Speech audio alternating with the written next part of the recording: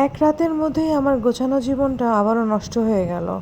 অনেক কষ্ট করে গুছিয়েছিলাম জীবনটাকে আবারও নতুন করে। কিন্তু কে জানতো আমার জীবনের পুরনো ঝড়টা আবার আমার জীবনে শুরু হয়ে যাবে। আসসালামু আলাইকুম, কেমন আছেন সবাই? যে যেখানে আছেন আশা করি ভালো আছেন। আশা করি আমার ভিডিওটা দেখছেন এবং ভিডিওটা পছন্দ হলে একটা লাইক কমেন্ট করে যাবেন, আমাকে আরও এটা অনুপ্রেরণা দিবে। আমার প্রাক্তন স্বামীর সাথে ডিভোর্স হয়ে গেছে আরও 2 বছর আগে।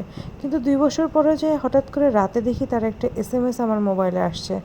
আমি তো তার নাম্বারটা দেখে চিনতে পেরেছি, কারণ আমি তার নাম্বারটা ডিলিট করে ফেলেছিলাম। নাম্বারটা মোবাইলে সেভ ছিল না, কিন্তু আমার মনের মধ্যে গাঁথা ছিল। নাম্বারটা দেখে আমি বুঝতে পারি এটা আমার প্রাক্তন হাজব্যান্ডের নাম্বার। নাম্বার থেকে একটা মেসেজ এসেছিল যে সে আর বাঁচতে চায় না, সে তার ভুল বুঝতে পেরেছে।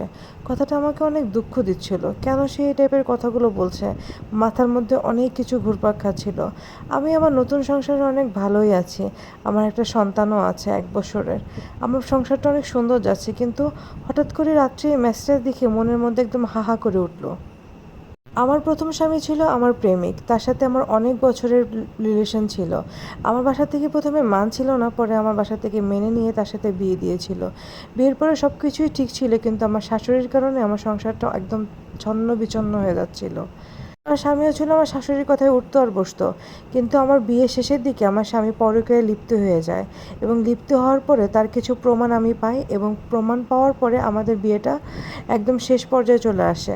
তার কাছে আমি জিজ্ঞাসা করেছিলাম, তুমি কি আমাকে ভালোবাসো? সে কোনো উত্তর দিতে পারেনি, কারণ সে অন্য নারীর প্রেমে আসক্ত ছিল। তার কাছ থেকে এই উত্তর পাওয়ার পরে আমি আর এক মুহূর্ত তার সাথে থাকতে চাইনি, এবং তাকে আমি বলেছি তোমাকে আমি ডিভোর্স দিয়ে দিব।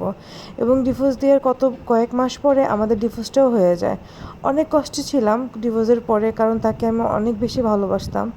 এখনও মনে হয় মনের কোনো এক জায়গায় সে এখনও রয়ে গেছে। রয়ে না গেলে তার মেসেজটা আসার পরে আমার মনের মধ্যে এরকম হাহা করে উঠলো না। অনেক চিন্তা করলাম, কি করব বুঝতে পারছি না। তারপরে ভাবলাম তাকে একটা কল দিয়ে দেখি, সে এই এসএমএসটা আমাকে কেন করলো। তাকে আমি কল দিচ্ছি, কিন্তু সে কল ধরছিল না। অনেকবার কল দিচ্ছি, সে কল ধরে না। তখন মনের মধ্যে আরও বেশি ভয় কাজ করতে লাগলো। আসলে কি সে কিছু করে ফেললো, তার কিছু হয়ে গেল? আমার নিজের কাছে অনেক খারাপ লাগছিল যে হয়তো সে আমাকে কিছু বলতে চাচ্ছিল, কিন্তু আমি কথাগুলো শুনতে পারিনি। কল দিতে দিতে এক পর্যায়ে সে ফোনটা ধরে। ধরার পরে আমি একটু আশ্বাস পাই যে না, সে ভালো আছে।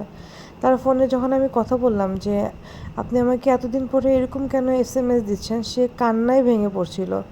আমি তার সাথে কী কথা বলবো? সে তো ওদিক থেকে কান্নাকাটি করে একদম সে একাকার করে ফেলছে। সে কোনো কথাই বলতে পারছিল না। আমি তাকে বারবার জিজ্ঞাসা করলাম, আপনি আমাকে এই টাইপের এসএমএস কেন দিচ্ছেন? আপনি তো জানেন আমার বিয়ে হয়ে গেছে। এখন আমি আপনার সাথে কোনো একটা ব্যাপারে কথা বলতে পারবো না। আপনি আমার জন্য এখন একজন পরপুরুষ। কিন্তু সে কান্না থামাতেই পারছিল না, সে কান্না করেই যাচ্ছিল। তখন আমি তাকে জিজ্ঞাসা করলাম,